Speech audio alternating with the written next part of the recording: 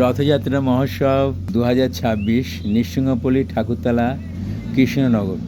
আমাদের রাধা মাধব জগন্নাথ মন্দির থেকে এই অপূর্ব সুন্দর মাধুর্যমণ্ডিত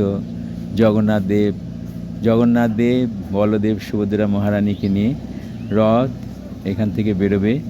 আমাদের রাজপথ দিয়ে আমাদের কৃষ্ণনগর গভর্নমেন্ট কলেজের মাঠে গিয়ে পৌঁছবে। ওখানে গুন্ডিচা মন্দিরে 9 দিন ধরে মেলা মহোৎসব হবে। আবার উল্টো রথের দিন জগন্নাথ দেব ওখান থেকে ফিরে আসবেন আবার শ্রীমন্দিরে। এই 7 দিন ধরে, এই 9 দিন ধরে জগন্নাথের মহা উৎসব। প্রতিদিন রাজভোগ এবং বাল্যভোগ থেকে সমস্ত ভোগের আয়োজন এবং জনসাধারণের জন্য প্রসাদ বিতরণ। এখানে সুন্দর ভগবানের মঞ্চে প্রতিদিন নিত্য নূতনভাবে ভগবানের শৃঙ্গার হবে, যেমন পদ্মবেশ, রাজবেশ, স্বর্ণবেশ, তারপরে পুষ্পবেশ, নৌকাবিলাস। এইভাবে ভগবানকে প্রতিদিন এত সুন্দর সাজে সজ্জিত হবে। ভক্তবৃন্দরা অত্যন্ত আনন্দে আমোদিত হয়ে জগন্নাথের এই রূপ দর্শন করবেন। ভগবান অত্যন্ত কৃপা করে সমস্ত জগৎবাসীকে কৃপা করার জন্য তিনি এইভাবে রথে করে তিনি আসবেন। এই জগন্নাথ রূপী ভগবান, তিনি জগতের নাথ এবং তিনি হচ্ছেন আমাদের পরম প্রভু। তিনি হচ্ছেন অত্যন্ত কৃপাময়। জগৎবাসীর পরম মঙ্গলের জন্যই আজকে আমাদের এই রথযাত্রা উৎসব। কেননা জগৎবাসী এতটাই ব্যস্ত থাকে সারাদিন, সাধারণ কাজকর্মে তারা সবাই মগ্ন থাকে, কিন্তু ভগবান তো কৃপাময়।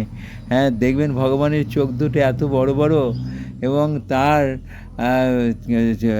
হাতটা বেরিয়ে বার করে রেখেছেন প্রসারিত করে, এবং তার এই চোখের কোনো রকম পলক তিনি ফেলেন না। মানে এর মানে হচ্ছে তিনি সবাইকে ভীষণভাবে অপলক নেত্রে তিনি সবাইকে কৃপা করেন।